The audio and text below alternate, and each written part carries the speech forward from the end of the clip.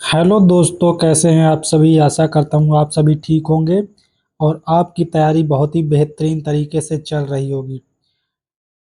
तो दोस्तों, आज हमने इस वीडियो में जो प्रश्न लिया है दोस्तों, वो बहुत ही इम्पोर्टेंट प्रश्न है और बहुत ही ज़्यादा एग्जामों में पूछा जाने वाला प्रश्न है। ठीक है दोस्तों, ये प्रश्न बनता है हमारा रेशियो वाले टॉपिक में। ठीक है। प्रश्न का कहना यह है दोस्तों कि एक हीरे का मूल्य उसके भार के वर्ग के अनुक्रमानुपाती है। जो हीरे का मूल्य है भार के वर्ग के अनुक्रमानुपाती है। एक हीरा चार भागों में इस तरह टूटा कि उसके टुकड़ों का भार 1:2:4 के अनुपात में था। यदि टूटने पर हीरे के मूल्य में कुल 70,000 रुपये की हानि हुई हो तो मूल हीरे का मूल्य क्या होगा, ये हमें ज्ञात करना है। ठीक है। तो चलिए इस क्वेश्चन को दोस्तों क्या करते हैं, सॉल्व करते हैं। और इस क्वेश्चन में मैं पूरा प्रयास करूंगा दोस्तों कि आपका डाउट जो है पूरी तरह से क्लियर हो जाए। ठीक है। तो यहाँ पर हमसे बोला क्या गया है दोस्तों, बोला गया दोस्तों कि हीरे का मूल्य उसके भार के वर्ग के अनुक्रमानुपाती है। यानी कि जो मूल्य है दोस्तों, जो मूल्य है वो किसके वर्ग के अनुक्रमानुपाती है दोस्तों, किसके वर्ग के अनुक्रमानुपाती दोस्तों, तो वो है भार के भार के वर्ग के भार के वर्ग के अनुक्रमानुपाती है। ठीक है।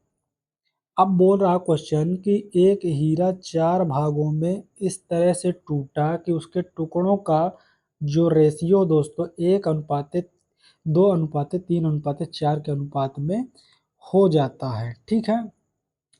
तो ये टूटने के बाद हुआ दोस्तों। तो टूटने से पहले इसका भार कितना रहा होगा दोस्तों। टूटने से पहले भार टूटने से पहले भार टूटने से पहले भार इसका रहा होगा दोस्तों 1+2+3+4।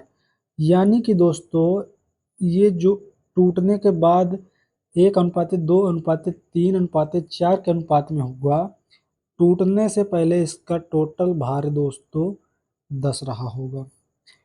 और इसका मूल्य कितना रहा होगा दोस्तों, इसके मूल्य की बात करें दोस्तों तो मूल्य रहा होगा भार के वर्ग के बराबर। क्योंकि यहाँ पर बोला है कि जो मूल्य है भार के वर्ग के अनुक्रमानुपाती है, तो इसका मूल्य जो रहा होगा दोस्तों इस भार के वर्ग के बराबर रहा होगा। ठीक है।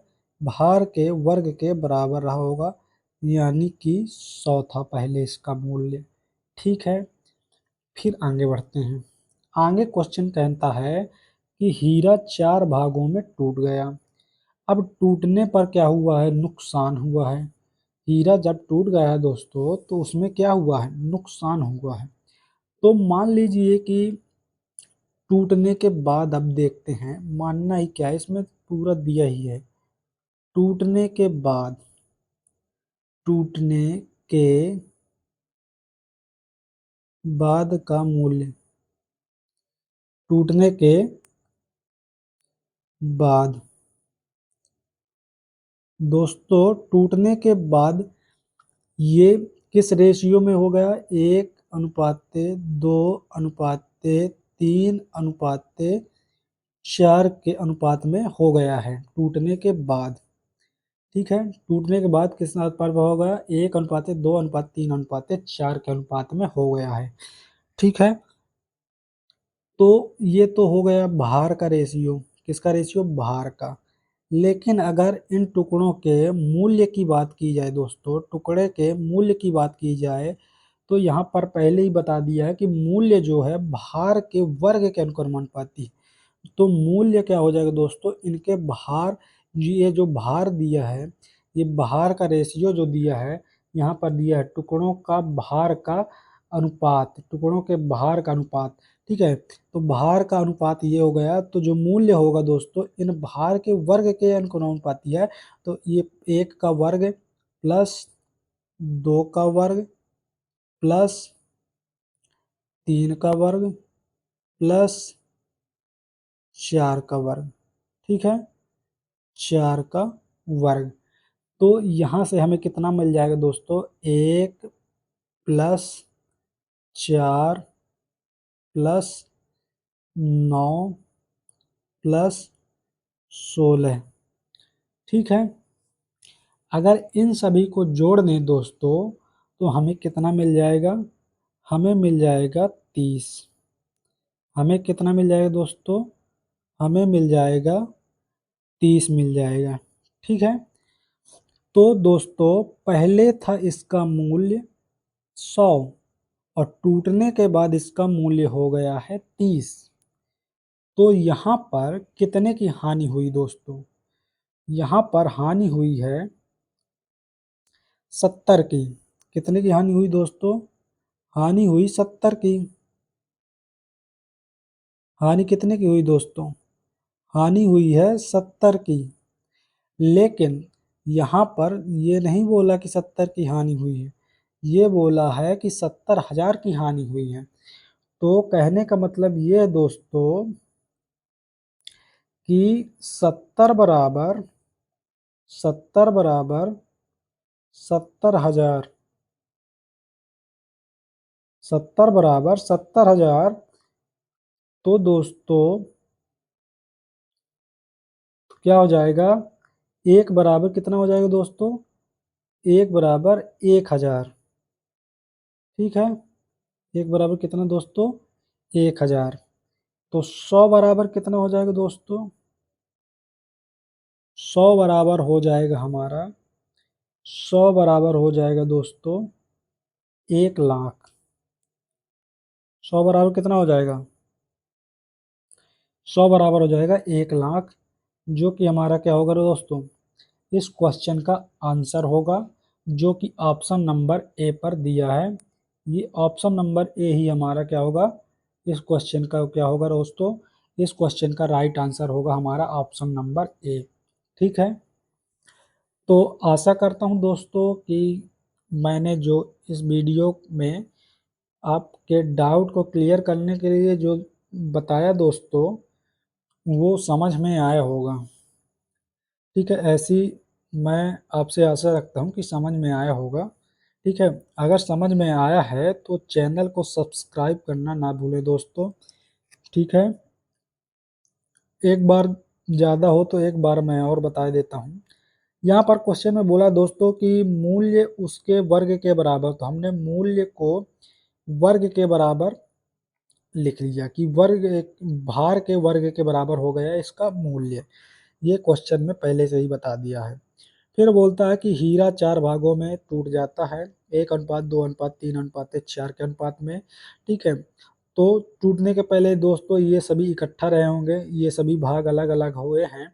तो टूटने के पहले इन सभी का योग हमने कर लिया, टूटने से पहले ये सभी का भार था 10।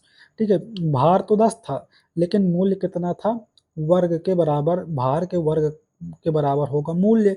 तो भार के वर्ग, भार का वर्ग करके हमने निकाल लिया इसका मूल्य, जो आया 100।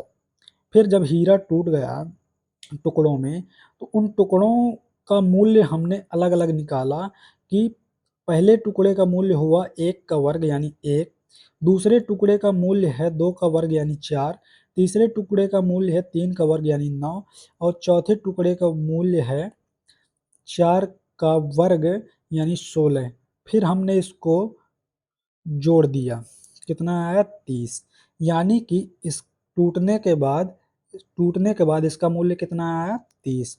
अब यहाँ पर 100 मूल्य था पहले, और टूट गया हीरा तो इसका मूल हो गया 30। तो यहाँ से हमें कितने की हानि हुई दोस्तों? हमें हानि हुई हमें हानि हुई 70 की। ठीक है, अब यहाँ पर हमें बोला था कि 70 की हानि नहीं हुई, 70,000 की हानि हुई। तो 70 बराबर दोस्तों हो गया 70,000। तो 1 बराबर हो गया दोस्तों, 1 बराबर 1,000 हो गया। तो हमने 100 का मान निकाल दिया दोस्तों, 100 का मान हो गया 1 लाख। ठीक है, ऑप्शन नंबर ए इसका राइट आंसर हो गया इस तरीके से। ठीक है, तो चलिए दोस्तों, एक बार मैंने फिर से बता दिया कैसे-कैसे इसको सॉल्व करना है। ठीक है, आशा करता हूँ समझ में आया होगा।